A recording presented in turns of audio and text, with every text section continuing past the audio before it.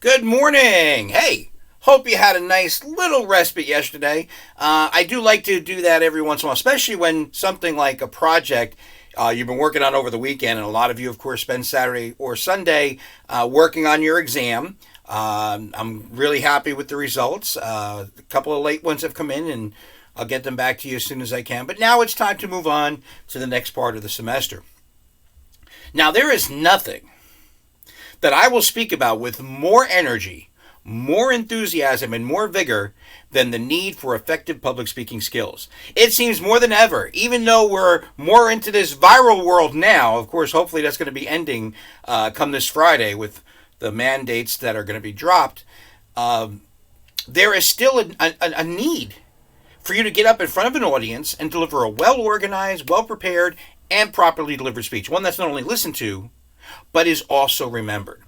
And there are all kinds of different places where this can happen. People think that, I'll take a speech class, I'll give a speech in there, and that's the last speech I give the rest of my life. Well, couldn't be more wrong about anything in your lives. All right? There's all kinds of different places. I mean, it could be in the workplace. I mean, you might get lucky enough, you get the nice entry-level position. After about a year, your boss sends you out to a conference in Vegas. All right? So, of course, what happens at night, legally, you're not allowed to tell us because what happens in Vegas stays in Vegas. But during the day, you're going to be going to these conferences. You're going to be making presentations. Excuse me, breakfast has decided to appear. Ugh. Anyway, there are all kinds of different professional places where you're going to be doing this, but there are other places too. For example, one of the things that I love about Facebook is one of the first things I did when I joined Facebook is, of course, reconnect with my own Marine Corps buddies. But also, I like reconnecting with former students.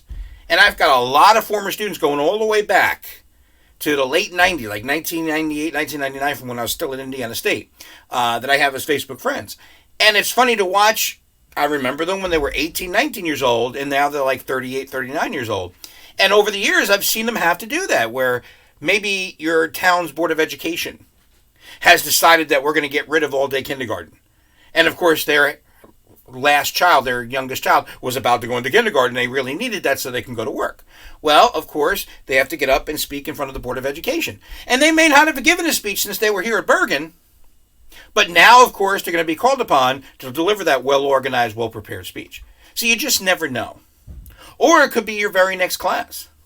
Okay? We did a survey several years ago. One of the senior professors, Professor Marilyn Gilroy, who was here at Bergen, she surveyed all the professors at Bergen, every single faculty member, all different majors.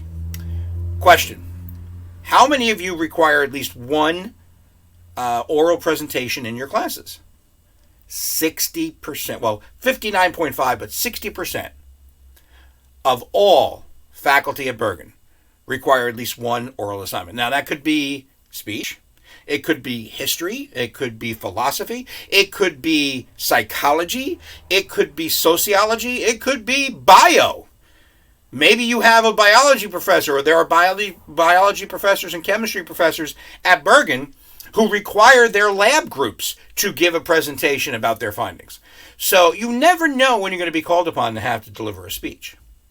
Now, we're going to go over some of the basics of speech today. And then tomorrow, I'm going to dive more into your assignment and how you organize your speech. But I have attached quite a bit of stuff here today that we're pretty much going to go over the rest of the week.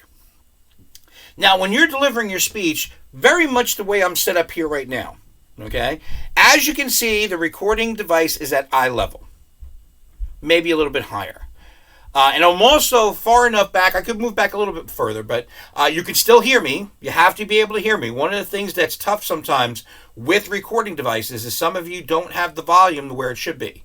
I have to be able, when you're delivering a speech and you're handing it in to me next week, I have to be able to hear it. I have to be able to listen to you.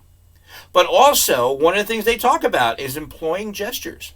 Remember those things on your exam? Illustrators and complimenting and that kind of thing? But absolutely, I have to be able to see how well you're employing your gestures. Now, when you are speaking, I would recommend that you have like a table down in front of you.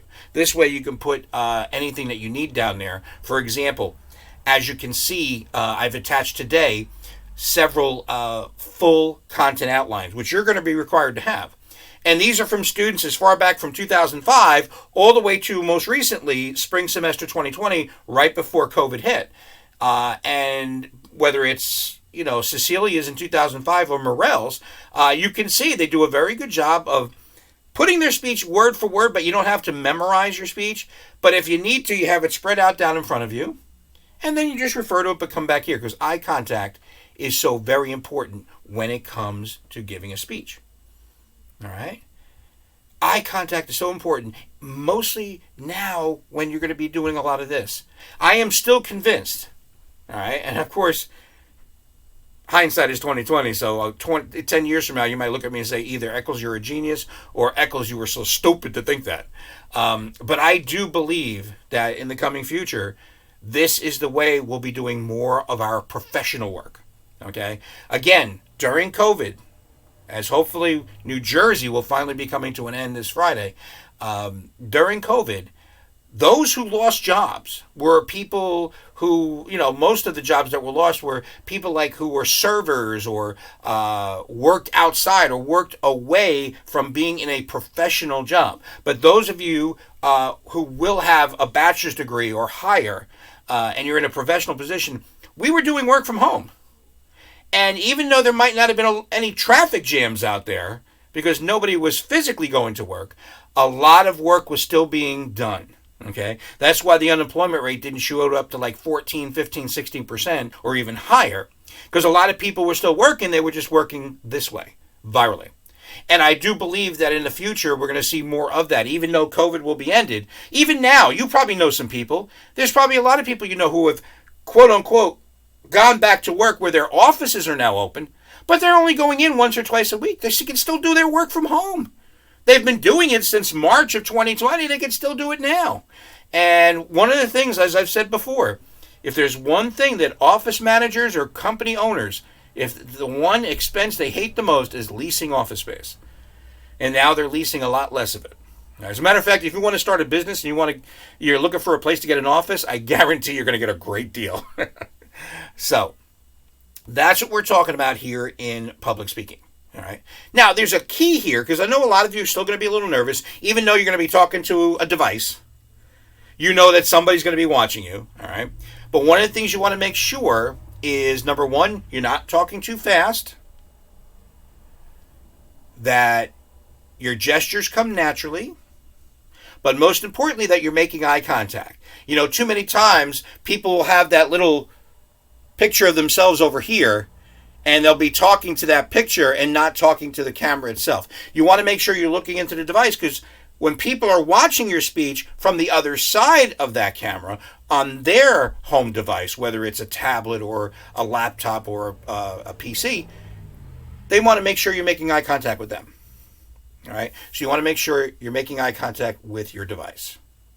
And also, to help to relieve your nervousness and to make sure that you do give an effective speech, I know there's not supposed to be any math in this class, all right? But there is one mathematical equation, and it always seems to work out right, all right? In order to make sure you give an effective speech.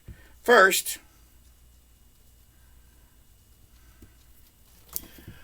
make sure whatever your topic is, you have great knowledge of that topic. Know your topic as well as anything that you know. By the time you deliver your speech next week, you want to feel like you know that topic more than anybody else in your class. The more you know about the topic, the less nervous you're going to be. All right? And the other thing, if you were an athlete in the drama club, a musician, you all know this. Practice. Okay? When you record a speech, now a lot of you I saw easily, when you did your informal speech, when you talked about your favorite vacation or your hobbies, you did it once. You just recorded it once, and then you sent it to me. Most of you didn't even look at it. All right? Well, I ain't going to work with a formal speech, especially for a major grade like your informative speech is going to be. So you want to make sure you practice. Practice at least 3 times. And again, you've got the recording device. Practice, record it, and then watch it over.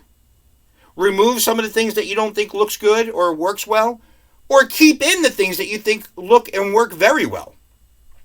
But you want to practice at least 3 times before you record a speech. And again, It's a 3 to 5 minute speech. We're looking at 4 minutes out of your life. 4, 8. That's 12 minutes of practicing 3 times. 12 minutes.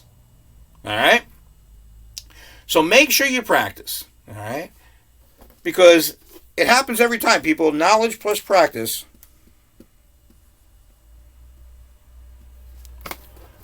always equals confidence. Confidence in yourself and your ability to deliver that well-organized, well-prepared, and properly delivered speech. One that's not only listened to, but is also remembered. All right.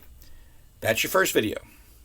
Your second video is coming up, and it's going to explain some of the attachments that I attach with your next video. So we'll see you in a couple minutes.